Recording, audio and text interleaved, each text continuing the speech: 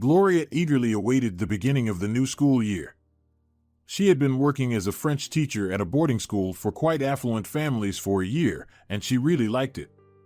The school was located in a beautiful remote area away from the city. Pine trees dotted the landscape, and a river flowed nearby. Gloria was fortunate. The small cottage she shared with the geography teacher was right nearby, and at night she fell asleep to the sound of flowing water. She had a favorite class, the students, who were all 12 years old this year.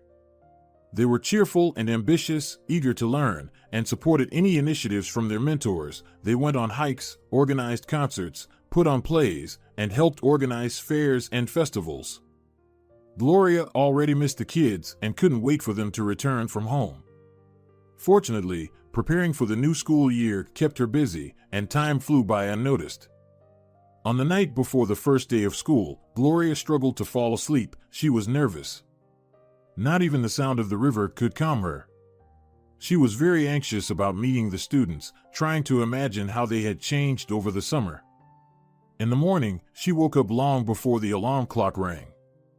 Realizing she wouldn't be able to sleep anymore, she got up and headed to the shower. The hot streams of water finally woke her up completely. Gloria went downstairs to the kitchen, made herself some cheese toast and brewed coffee. Then she returned to her bedroom, put on a new blue blouse with a fancy bow and a strict skirt, pinned her hair up at the back, put on her favorite silver earrings, and nodded approvingly at her reflection. She was ready to meet the students. Gloria left the cottage and headed towards the school building, inhaling the pleasant pine scent and thinking about the upcoming lesson. Yesterday, she had already seen some of the kids. They had grown taller and tanned over the summer.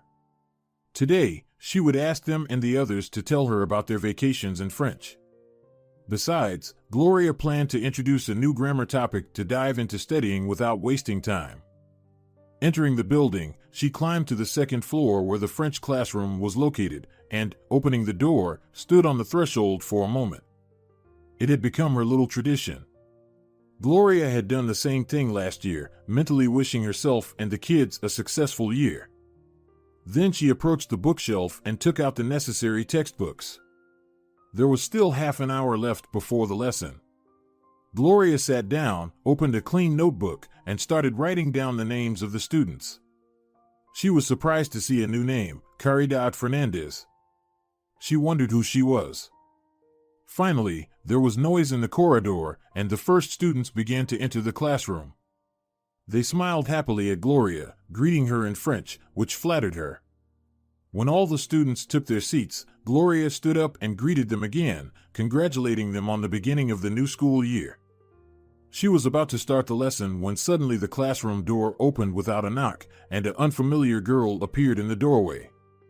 She had long red hair tied in a ponytail at the back of her head and haughty brown eyes. Gloria stared at her in disbelief, completely forgetting that there was supposed to be a new student in the class. The girl was dressed in worn-out jeans with holes at the knees and an old faded t-shirt. The soles of her sneakers were cracked from long wear, and threads stuck out from the canvas bag she held in her hands. "You seem to have mistaken the classroom," Gloria stammered, feeling flustered. But the girl shook her head in response. "No, my schedule says I have French class now," she said confidently and added, "My name is Caridad Fernandez, I'm new here." "Oh, yes. I saw your name on the list," Gloria recalled, furrowing her brow, "but why aren't you in the school uniform?" The girl shrugged. "I thought on the first day you could wear anything." With these words, she surveyed the class, which had fallen into surprised silence. The students looked at her, mouths agape. "Where should I sit?" Caridad asked. Gloria pointed to one of the empty seats by the window, and the girl headed towards it. "Is she from the slums?" someone whispered among the students. The others laughed. Gloria didn't like this remark, but she chose not to say anything. She didn't want to be further distracted from the lesson. She went on to ask the students one by one about their summer, asking them to speak in French, but it wasn't easy for everyone. When it was Caridad's turn, she stood up and fluently recounted in French how she had visited Disneyland Paris over the summer and then vacationed on the islands. Gloria was impressed by Caridad's knowledge, but doubted if the girl was telling the truth. The students were also excitedly whispering among themselves. "This can't be true," someone said. "She's lying." "Of course. Just look at her clothes. If her family had money for a trip to Paris, she wouldn't be wearing shabby clothes." Gloria became angry and, tapping the desk with her pen, asked the students to be quiet. "I hope you haven't forgotten that you're in class," she said sternly. "Besides, the rules of our school prohibit such disrespectful remarks towards any of the students. You wouldn't want to be expelled, would you?" The students fell silent. Being expelled because of her? "Never," someone quietly said from the back row. "That was the last warning," Gloria said, feeling annoyance and frustration. This wasn't how she imagined the first lesson of the new school year. When the class ended, Gloria asked Caridad to stay behind briefly. The other students began to leave the classroom. Many of them glanced back, smirking at the newcomer. Caridad responded to them with a cold and feigned indifferent gaze. "Do you want to talk to me about something, Señorita Lazaro?" the girl addressed the teacher. Gloria wearily sat down at her desk. "Caridad, I wanted to ask you not to attend classes in regular clothes anymore." "Of course, Señorita. My uniform just didn't dry in time after washing. I was brought here at the last moment, and—" Gloria nodded understandingly and twirled a pencil in her hand. "Can I go, Señorita Lazaro?" Caridad asked. Gloria nodded, but when the girl approached the door, she stopped her. "Oh, and about your story. You have excellent French." Caridad shrugged as if it meant nothing to her. "My uncle spoke to me in French since I was a child and read me French books," she said in a bored tone and added venomously, "He's just a French fanatic." Gloria raised her eyebrows in surprise. "You don't seem to like your uncle very much, do you?" she asked. "Not after he brought me here," the girl admitted. There was bitterness in her words, and Gloria didn't pry further. "I need to learn more about this girl," she thought. When Caridad left, the teacher neatly stacked the textbooks and headed to the school principal's office. He happened to be in his office, and the secretary informed him of Señorita Lazaro's visit. The principal was available and invited her in. "Today, there was a new student in my class named Caridad Fernandez. She came in shabby clothes. Other kids laughed at her." The principal glanced down, pretending to search for some important document. "Caridad is enrolled with us under special circumstances. She's been granted a scholarship," he quickly said. "But you need to treat her like any other student whose wealthy parents pay for their education." With that, the conversation with the principal ended. The next day, Caridad showed up in her uniform, which also looked far from new, as if it had been handed down from an older sister. The shirt, once white, had turned gray with time, and the vest had developed pills. The skirt was clearly too big for her. Gloria looked at Caridad with pity as she passed by. The other kids looked down on her. Yet, Caridad seemed unfazed, paying no attention to anyone as she took her seat and opened her textbooks. "It smells bad here," murmured the girl sitting in front of Caridad, demonstratively getting up and moving to another seat. Gloria frowned but said nothing. She couldn't understand how to convey to these wealthy kids that clothes weren't everything. Coming from a humble family herself, she never looked down on anyone. Gloria decided to have Caridad give a presentation in French, thinking it might help her earn respect from her classmates. Maybe this will help them start to appreciate her as a person, thought the teacher. But things turned out differently. Caridad gave a brilliant presentation in flawless French, boldly looking at the class. It clearly didn't sit well with anyone, but Gloria's stern gaze kept the students from commenting. However, their thoughts were written all over their faces. They saw Caridad as a show-off and a teacher's pet. The situation escalated with each passing day. Gloria started having trouble sleeping. She lay awake at night, staring at the ceiling, pondering how to help Caridad integrate into the group.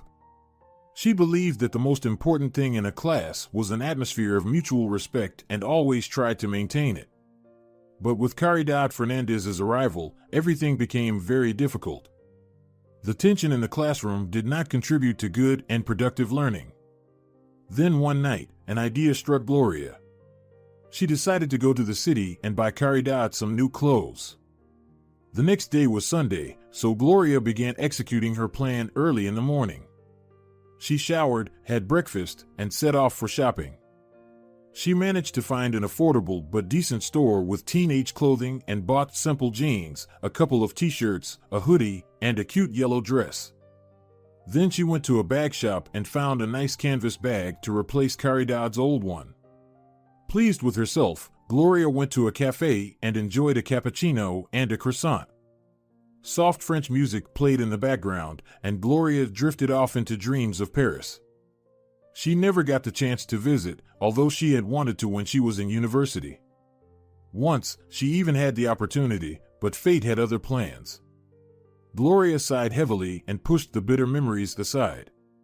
Her thoughts returned to Caridad's story of visiting Disneyland Paris. Gloria shook her head. No, that couldn't be true. Surely Caridad just wanted to impress her new classmates. Unfortunately, the effect was quite the opposite. Gloria suddenly realized that she was constantly thinking about school and her students, and even on her day off, she couldn't get work out of her head. Since when had she become so obsessed with it? Did she have other interests besides French? What about her personal life? Gloria smirked.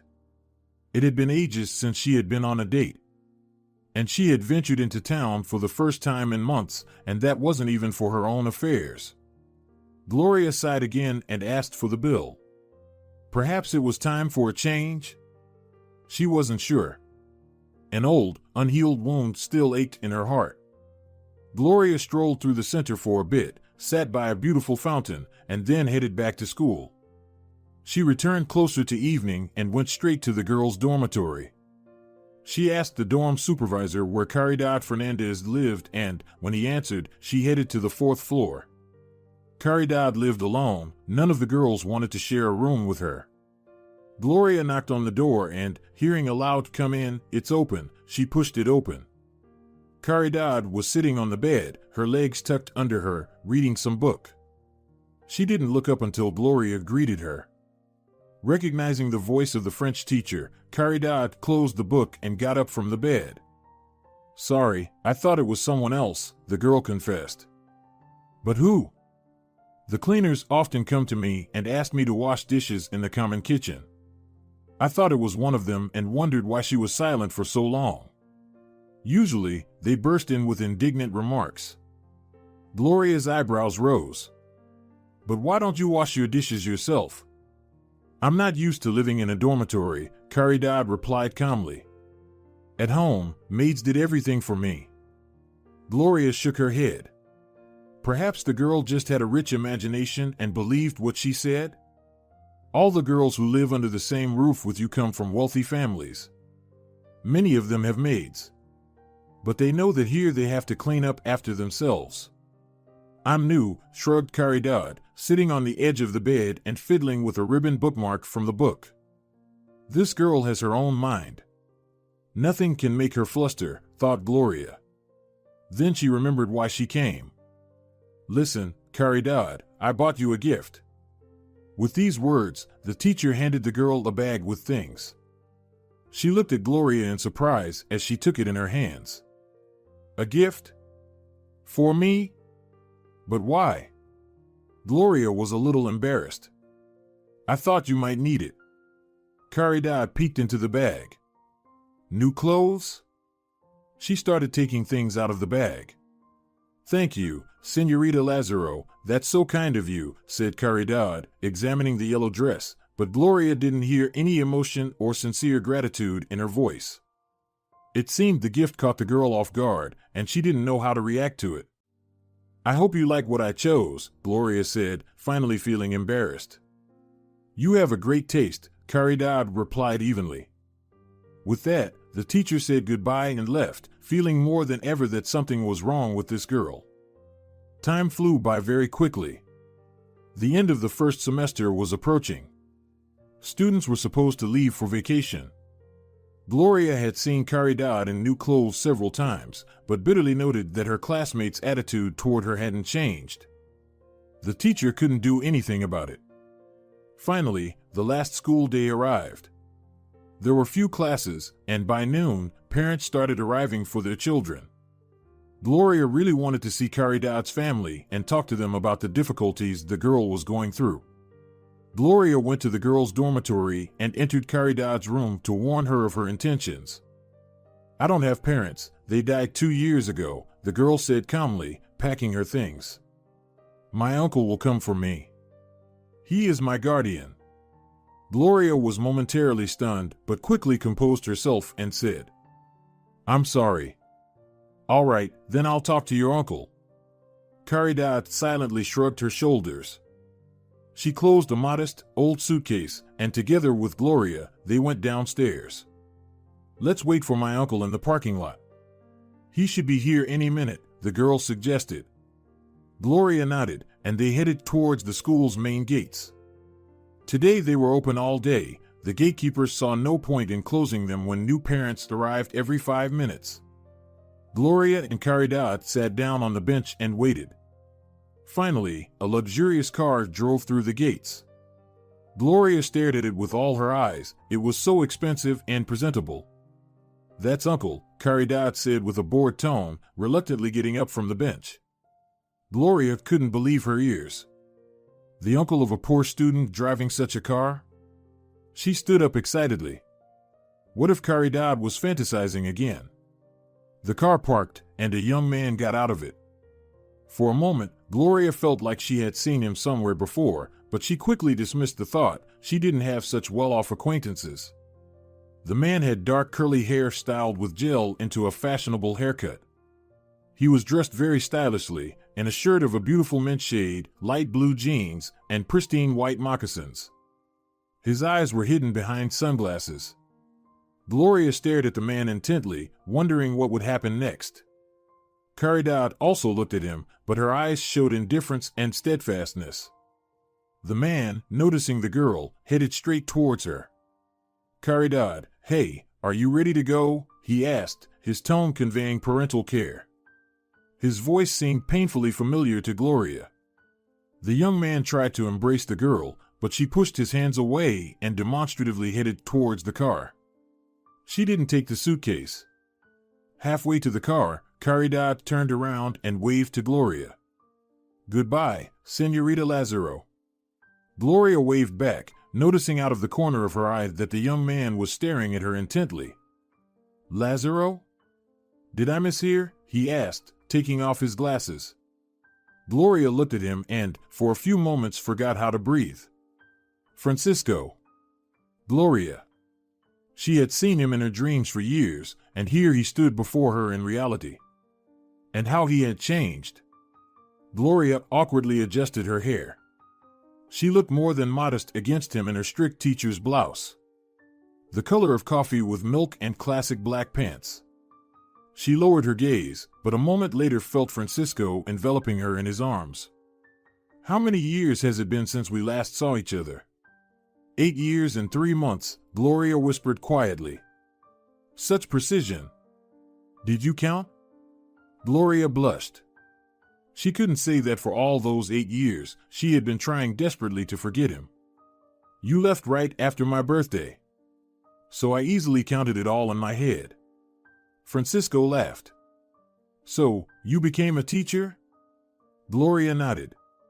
"French language," she added. "I didn't doubt it," Francisco smiled. He affectionately ran his hand through her hair. Then he hastily withdrew his hand. "Sorry, couldn't resist." Gloria said nothing. She felt tears welling up in her eyes.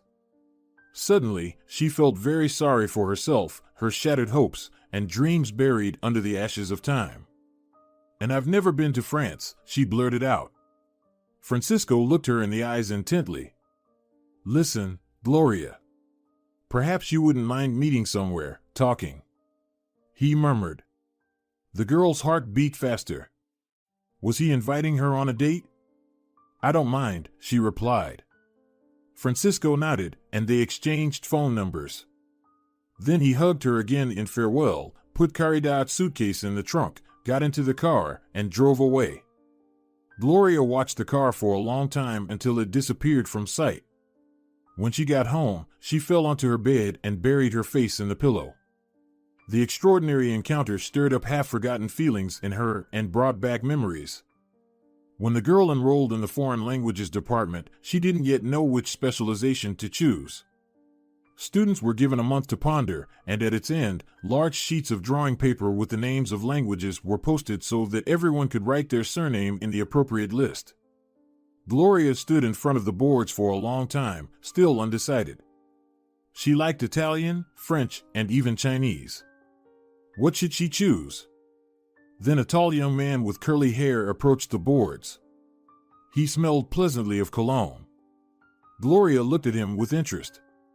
He was wearing a t-shirt with an image of the Eiffel Tower and simple blue jeans. Taking a marker, he boldly wrote his surname on the sheet under French language. He then smiled at the blushing Gloria and disappeared as suddenly as he had appeared. After this fleeting but exciting episode, the girl had no doubts she too would study French. On the morning of her first French class, Gloria felt oddly nervous. She couldn't decide what to wear, a dress or jeans and a sweatshirt. Settling on a dress, she added a cocoa-colored cardigan and, glancing at the clock, realized she was late. The lesson had already started when the breathless Gloria appeared at the classroom door. "Come in, señorita," the professor said sternly. "But I will ask you not to be late again." Gloria apologized and surveyed the audience. All the seats were taken except one. She hurriedly walked to it, sat down, and only then realized that the boy with the Eiffel Tower on his t-shirt had become her neighbor. "I was afraid you chose a different language," he whispered to her. Gloria was surprised. He was thinking about her. Not knowing what to say, she randomly blurted out her name. "Pleased to meet you, Gloria." "I'm Francisco," the boy charmingly smiled in return. The girl's heart melted. Since then, they went everywhere together, sat side by side in lectures, had lunch in the university cafeteria, did homework together, and attended student concerts. Once Gloria fell ill and didn't come to class. Her temperature was so high that she couldn't even write a message to warn any of her friends. She slept until noon, and when she finally picked up her phone, she saw several missed calls from Francisco and a message saying, "Where are you? What happened?" Gloria typed that she was at home with a fever and sent the message. The reply came almost instantly. "Do you need anything?" "I'll bring it," the boy replied. "No, thank you, I'm fine," Gloria wrote back. She didn't want to bother him. But half an hour later, the doorbell rang. Gloria was home alone. Her parents were at work, her brother and sister were at school. She threw on a robe and went to open the door. Francisco stood on the doorstep with a bouquet of flowers. He also brought oranges, jam, and chocolate pastries. Gloria was very touched by his care. Francisco sat by her bed for a long time. He talked about what happened in class, played her favorite music on his phone, and joked. Gloria had never laughed so much. She was very grateful to the boy for coming to support her. The next day, the girl felt much better and went to class. Francisco seemed somewhat excited and answered her question that he would tell her everything later. Gloria was intrigued. After lectures, they went to their favorite cafe nearby. They sat at a table near the aquarium and ordered fried potatoes and cocoa. Then Francisco looked at Gloria with eager eyes and pulled out a bright brochure from his backpack. Gloria noticed a familiar image of the Eiffel Tower on the cover. "What's this?" the girl asked with interest. "Our ticket to the future," Francisco mysteriously replied, handing the brochure to Gloria.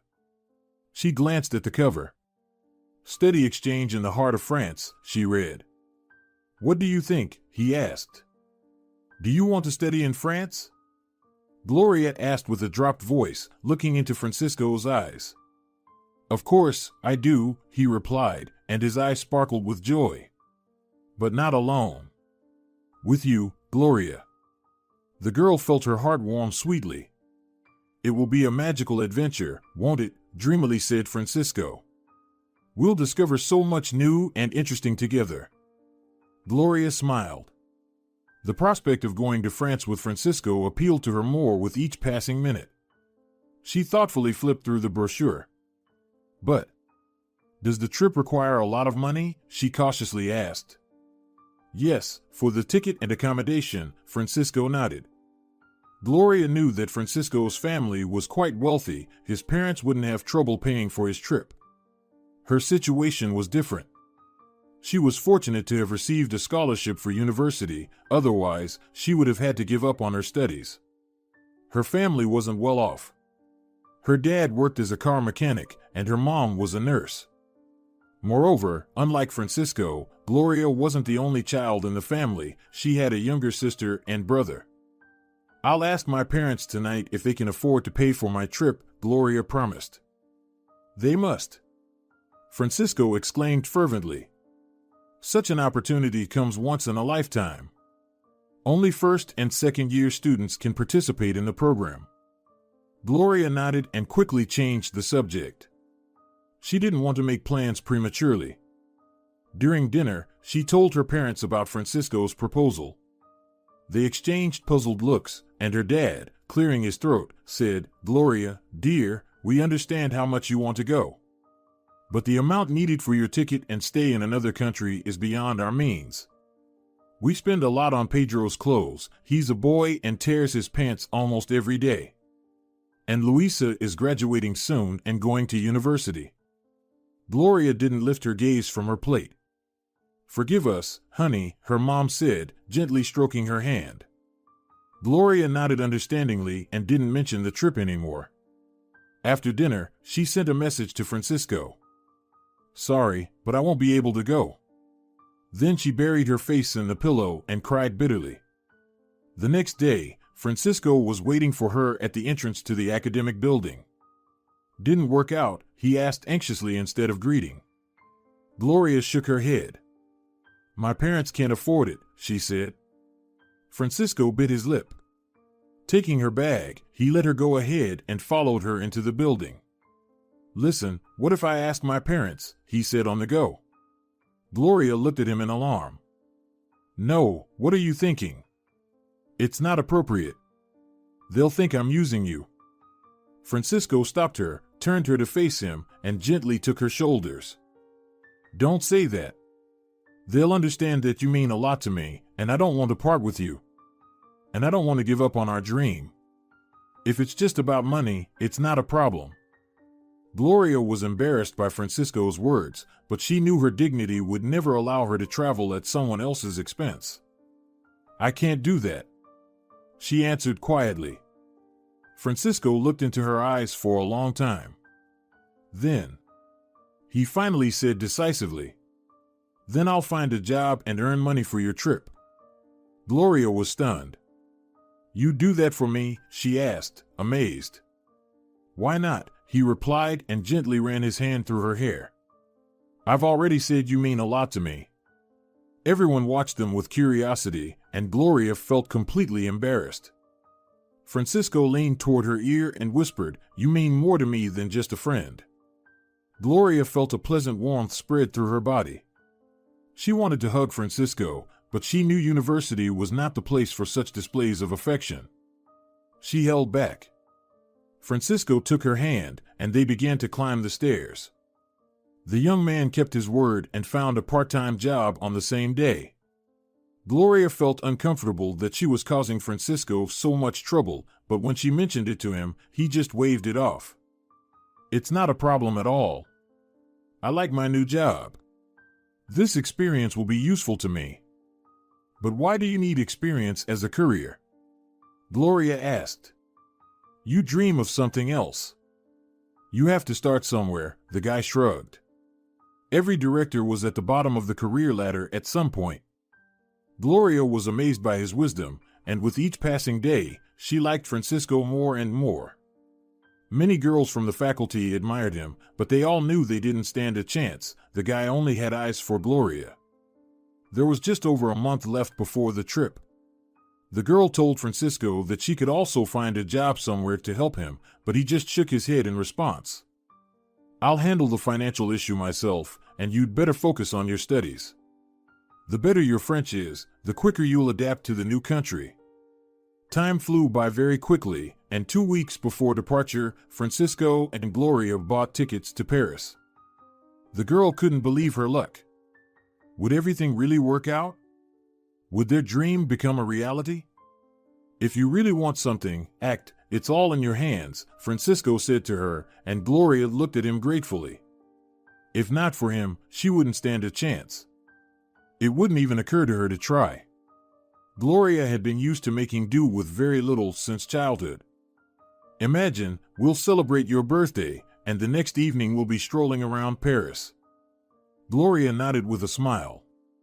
Everything was going wonderfully well, and to this day, the girl felt like it was a dream. But a week before her birthday, something happened. Gloria's sister, Luisa, came home from school with a high fever. At night, they had to call a doctor. The doctor examined the girl with concern and said she needed to be hospitalized urgently. Luisa's mom went with her. Gloria wanted to go with them, but her mom reminded her that she had lectures early in the morning the next day. Gloria had to stay home, but she couldn't sleep anyway. She was so worried about her little sister.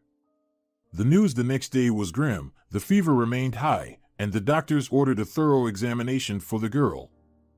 Gloria couldn't sit still, but still went to her lectures. Francisco immediately noticed that something was wrong with the girl. Almost in tears, Gloria told him everything, and the guy hugged her tightly. "All we can do is hope for the best," he whispered. But Luisa was getting worse. Doctors feared the illness was more serious than it seemed. "There's a risk that Luisa will be disabled for life," the doctor sighed sadly, addressing the girl's family. Gloria's mom and the girl herself couldn't hold back their tears. Only their dad held himself together as best he could. "She will need careful care and all your love," the doctor added. There were only 3 days left before the trip and 2 before Gloria's birthday. But the girl couldn't think of anything else. All her thoughts revolved around her sister. Francisco supported his beloved with all his might, without asking any questions. He understood what state Gloria was in. After the examinations, they brought Luisa home. She needed bed rest and care. Someone always had to be by her bedside. Gloria's mom took on this role. She quit her job and spent the whole day sitting beside Luisa, holding her hand. Gloria helped as much as she could. "We won't be able to hire a caregiver," the girl heard her mom say to her dad one day when she came out of Luisa's room to bring her some water. "I don't know how we'll cope after Gloria leaves." The girl sighed.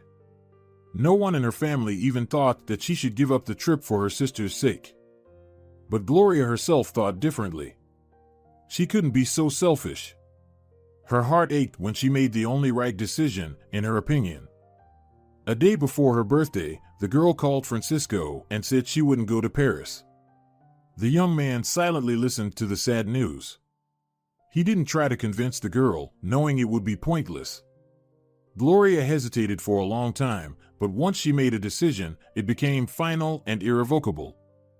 "But can we at least celebrate your birthday together?" he asked. "I'm sorry, but I can't leave home. I'm needed by my sister and mom," Gloria replied, almost in tears, and quietly hung up. However, the next morning, someone rang their doorbell. Mom was upstairs with Luisa, her brother was at school, and Dad was at work. Gloria opened the door. Francisco stood on the threshold, holding a huge bouquet of crimson roses. "Happy birthday, my love," the boy whispered and kissed the girl on the cheek. She almost cried with happiness.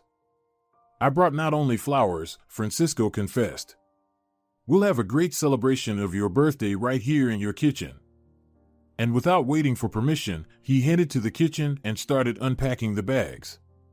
There was so much.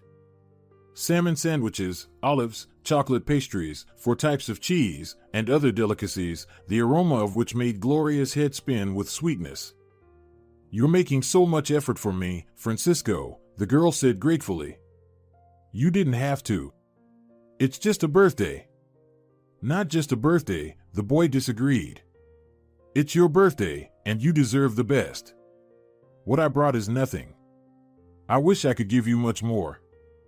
He sadly looked into her eyes. I dreamed of showing you the world. With these words, Francisco lowered his head and sighed heavily. I can't believe that tomorrow I'll fly to Paris alone. Gloria gently hugged him and stroked his hair. It's not forever. Louisa will recover, I believe in that. And you'll come back to me. And we'll fly somewhere else together. Francisco looked up hopefully. Promise? Gloria nodded decisively. Yes, I promise, she replied. They had a wonderful time, talking and laughing.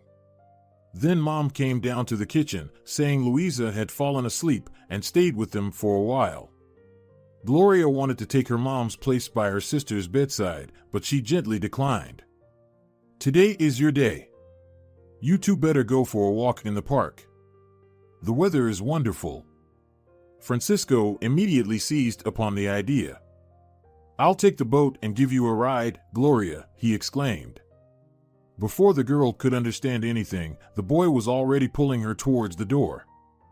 Mom, I'll be back soon, she said. It was a wonderful walk, which Gloria later couldn't remember without pain. Francisco was so close, he never let go of her hand, hugged her, and kissed her.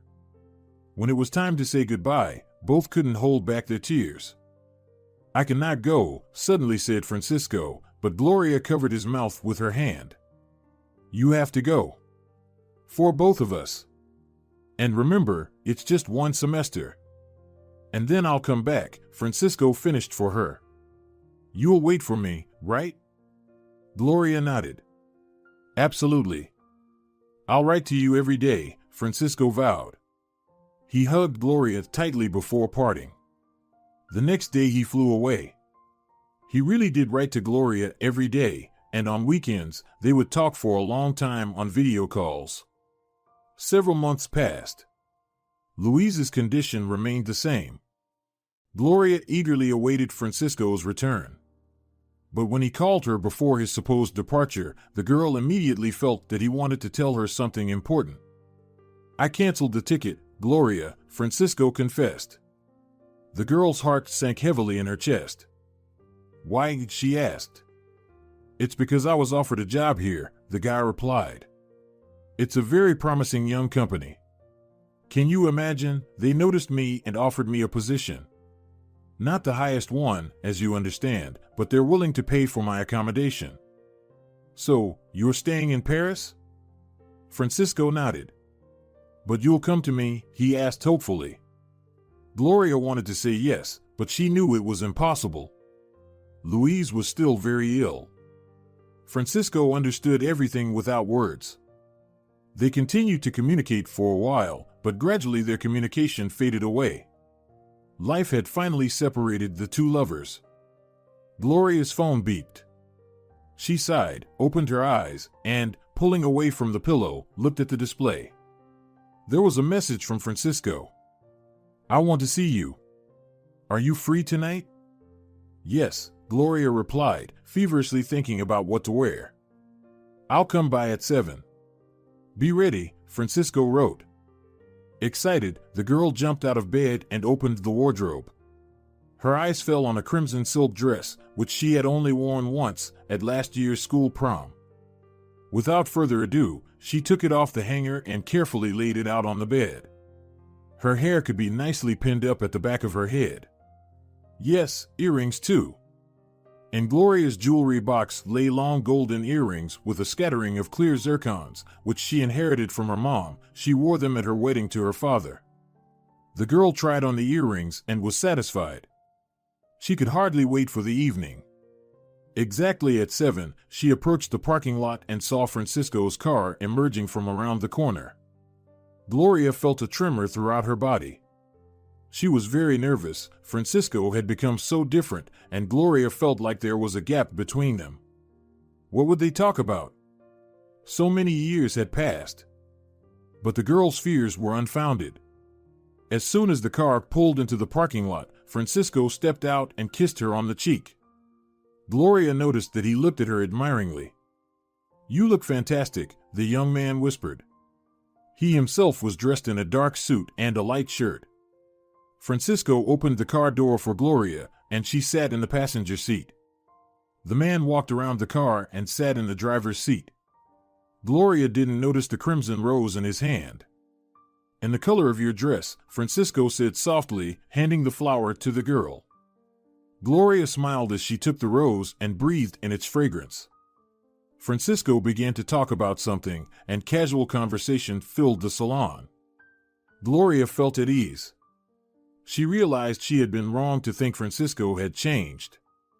In reality, he remained the same cheerful and straightforward guy. It seemed to her like the 8 years that separated the present from the past hadn't happened. "I feel like we never parted," Francisco confessed, as if reading Gloria's thoughts. The girl simply nodded in response. They arrived at the restaurant, where they were escorted to their table. Francisco ordered champagne and pasta, while Gloria opted for risotto.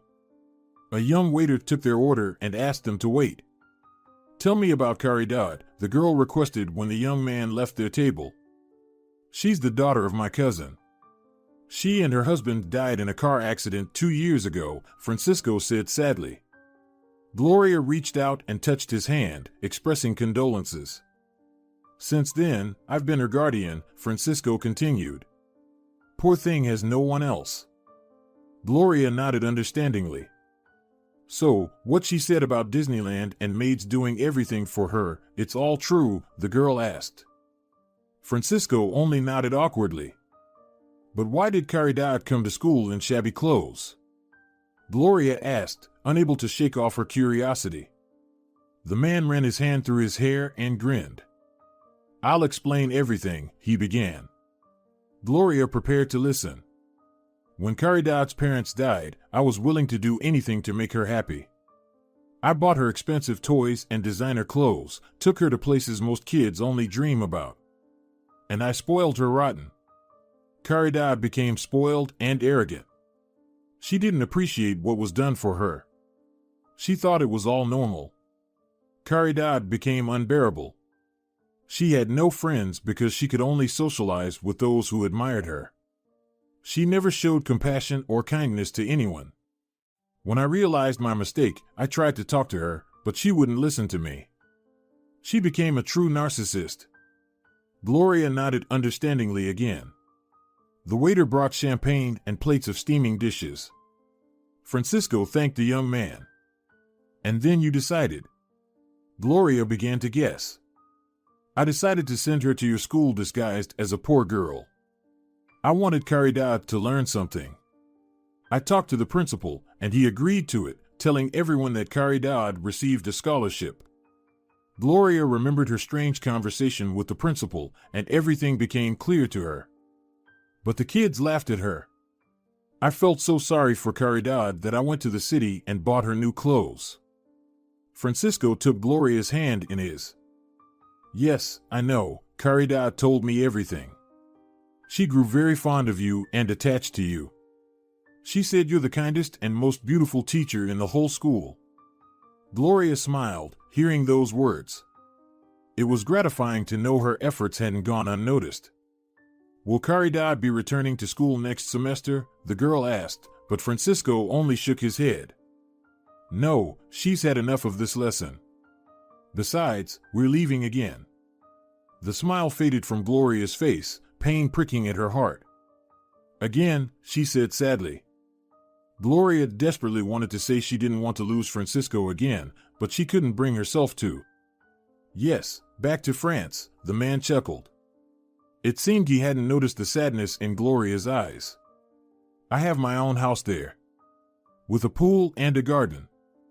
I've always dreamed of this," the girl thought sadly. Francisco suddenly gently squeezed her hand. "And you know what?" he said, mischievous sparks dancing in his eyes. "What?" Gloria exclaimed in surprise. "You're coming with us." Gloria couldn't believe her ears. "Me? To France?" she asked. Francisco nodded. "Or don't you want to?" he winked playfully. Gloria straightened her shoulders and took a deep breath before replying. "I want to. I really want to," she said joyfully. Francisco reached for the champagne and popped it open with a loud pop. To dreams come true, he solemnly declared, pouring the sparkling liquid into glasses and raising his own. Gloria responded with a smile. Francisco took her hand and gently looked into her eyes. "Gloria, there's something I want to tell you." The girl looked at him in surprise. 8 years ago, I made a mistake. I shouldn't have let you go. All this time, I've blamed myself. But fate has brought us together again, and now I won't make the same mistake. I'll never leave you again. Gloria listened to Francisco, and her heart opened up to love and happiness. Dear viewers, if you enjoyed the story, please support the video by liking it and leaving a comment. Thank you very much. Alright, everyone's presentations are done. Nick, the manager, said as he tried to move the discussion forward. Excuse me, I haven't. I recently found out something. Nick interrupted me and began to speak.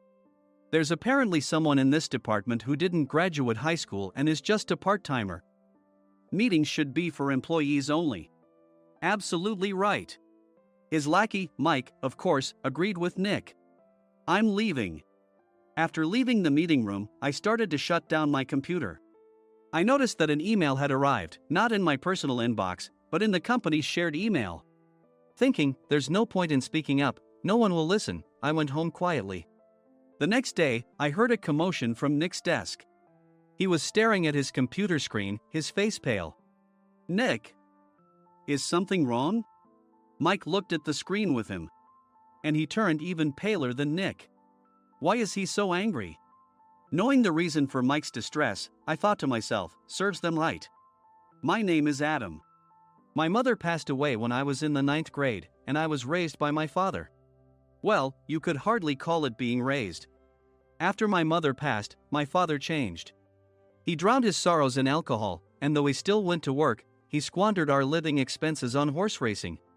Because of that, I had to start working part-time as soon as I entered high school. Every month, I went to the convenience store with bills in hand that couldn't be auto-deducted from my father's account. Even though I endured it because I didn't want to be alone, I reached my limit in my second year of high school and dropped out. I found a live-in job at a distant inn. Thank you for everything. The day I left home, my father, still staring at the TV, spoke. Take care. That was our last conversation. Back then, 18 wasn't the age of majority, so I needed my father's permission to work, and I couldn't hide my place of employment. Yet, my father never visited me even once. I kept working just to survive, and before I knew it, I was 42. Years of hard work paid off, and I was transferred to the headquarters. I was thrilled to be recognized by the company, as I thought I'd be working in the field until retirement due to my lack of formal education. Listen up. Our work can change the future of our employees. Don't drag us down.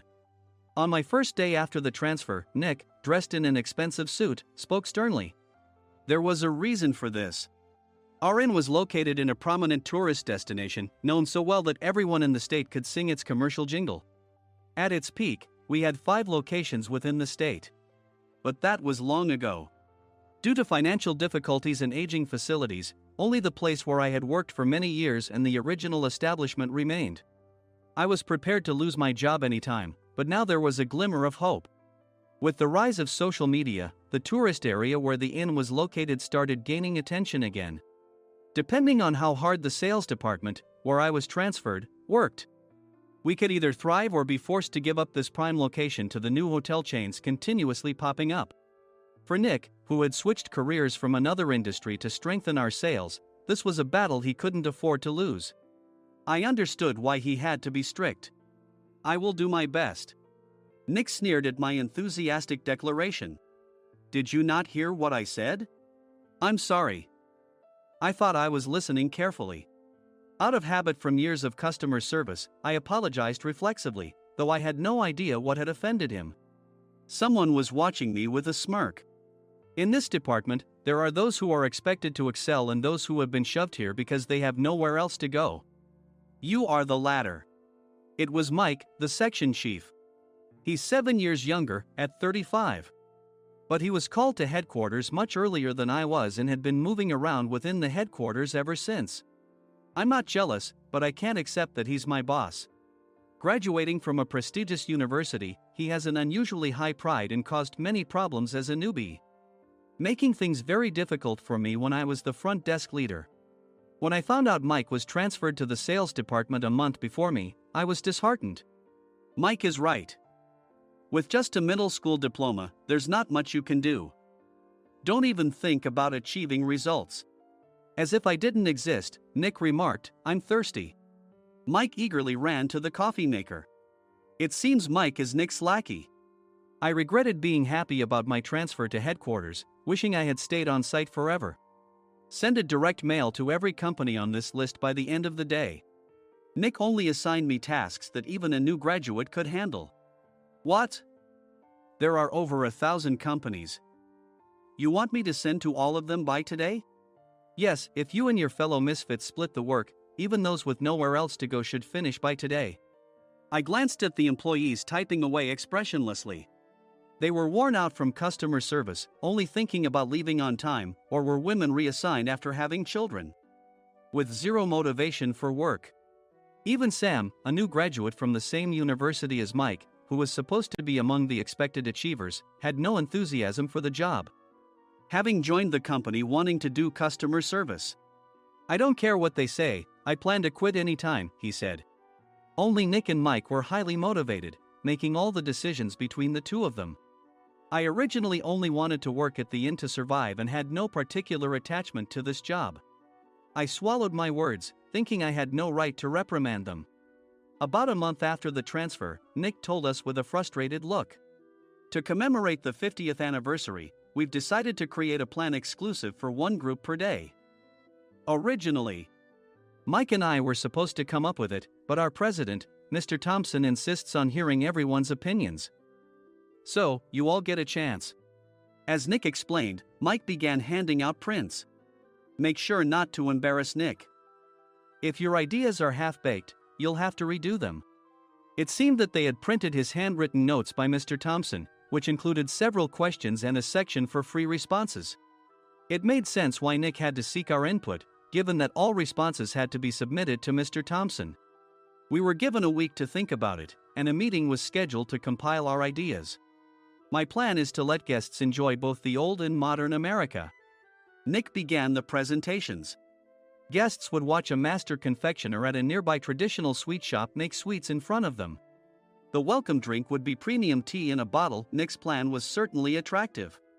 After his presentation, Nick called on us to present in the order we were seated. Just as I stood up for my turn. "All right, everyone's presentations are done." "Excuse me, I haven't. I recently found out something."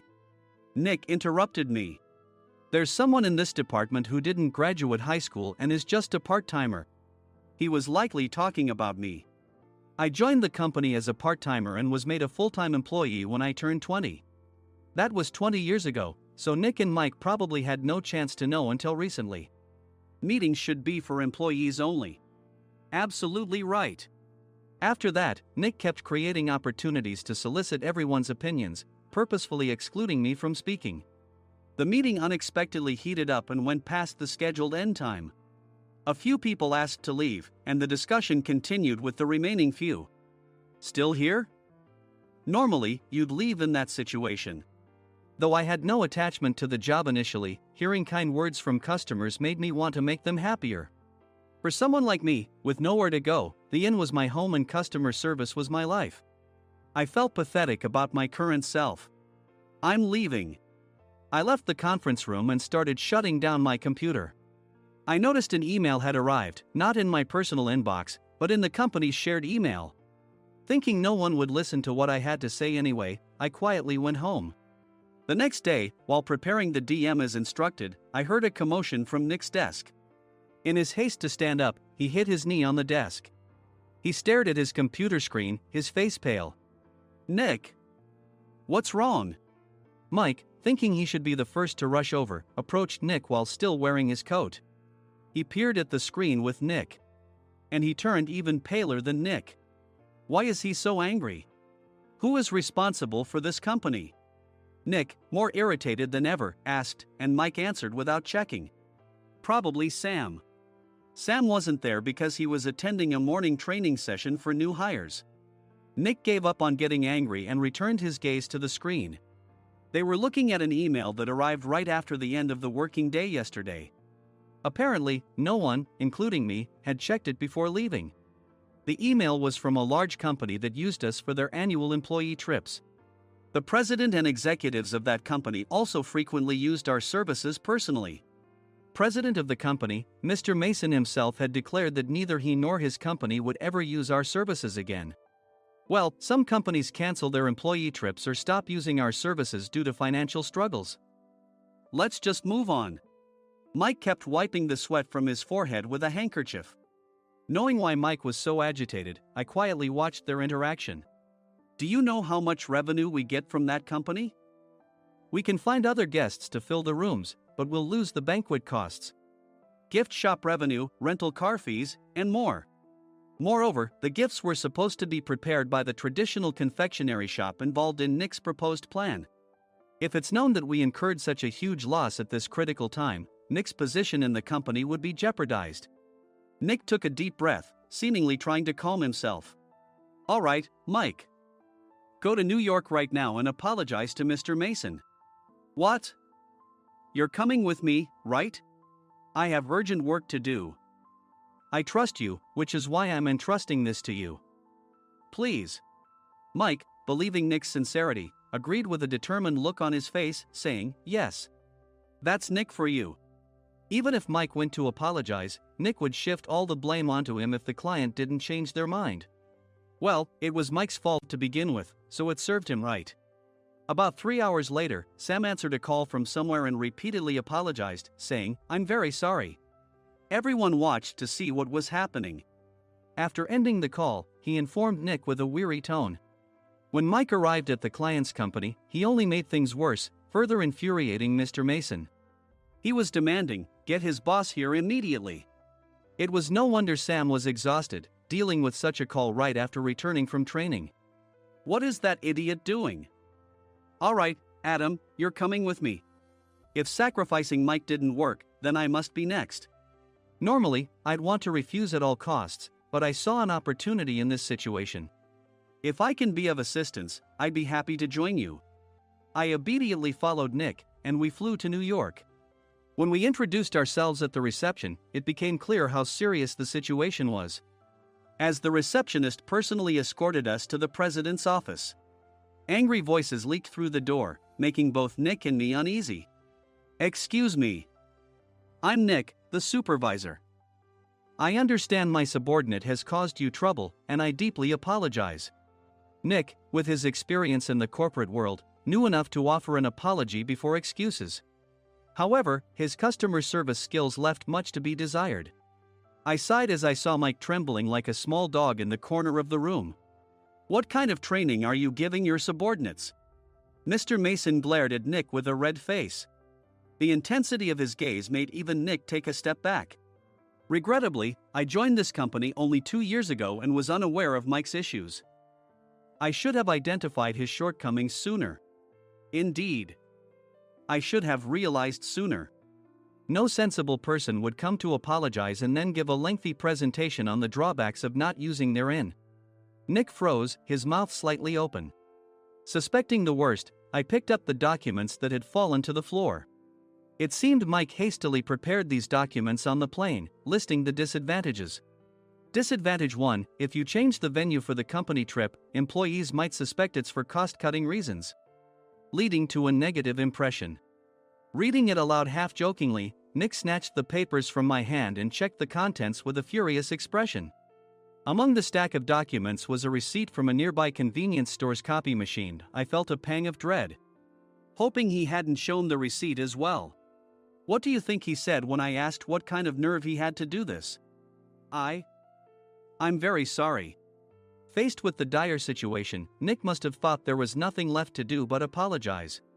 In a voice smaller than I'd ever heard from him, he uttered words of apology.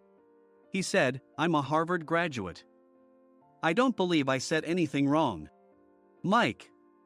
What have you done? Forgetting his plan to pin the blame on Mike, Nick yelled loudly, even in front of Mr. Mason. "I didn't do anything wrong." "You're still saying that?" "Look at him." Mike pointed at me with a shaking hand. "I was assigned to headquarters in my 20s and now I'm a section chief. This guy only made it to headquarters at 42. Everything I've done proves I was right. So why are we losing the contract?" Having said his piece, Mike collapsed to the floor. "Of course. You were sent there because you had nowhere else to go." Mike never expected to hear such words from someone he looked down upon. He lunged at me, and Nick hurriedly stepped in to stop him. "Mr. Thompson told me Mike is a quick thinker, and to take good care of him." There's no way he was pushed aside. "Don't make things worse here." "He didn't say quick thinker, he said only quick-witted, didn't he?" I don't remember that part." I recalled the many troubles Mike caused when he was a newbie.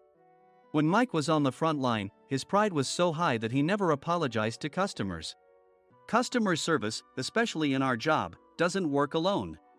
It brings both good and bad situations. If the front staff or housekeepers made mistakes, or the cleaning company didn't properly clean a room, one had to apologize to the customers regardless of personal fault.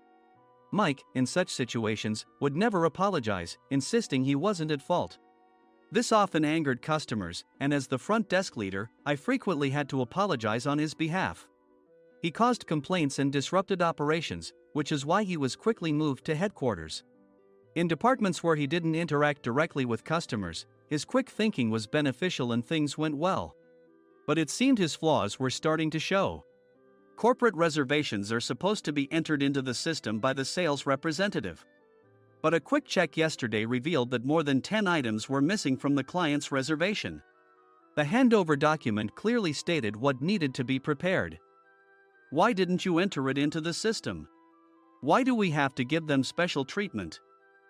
Filling rooms near the banquet hall, setting up all the food in advance. Specifying the brand of wine, they're too demanding.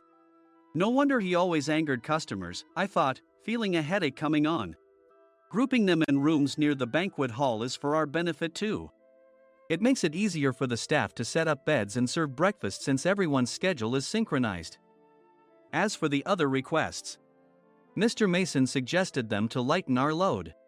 I didn't know that. Nick finally seemed to realize that Mike was the one who had angered the client. What did you say to them? I just told them we wouldn't give them special treatment anymore. We shouldn't waste effort on things that don't bring in money. I was utterly exasperated at his lack of understanding of customer service.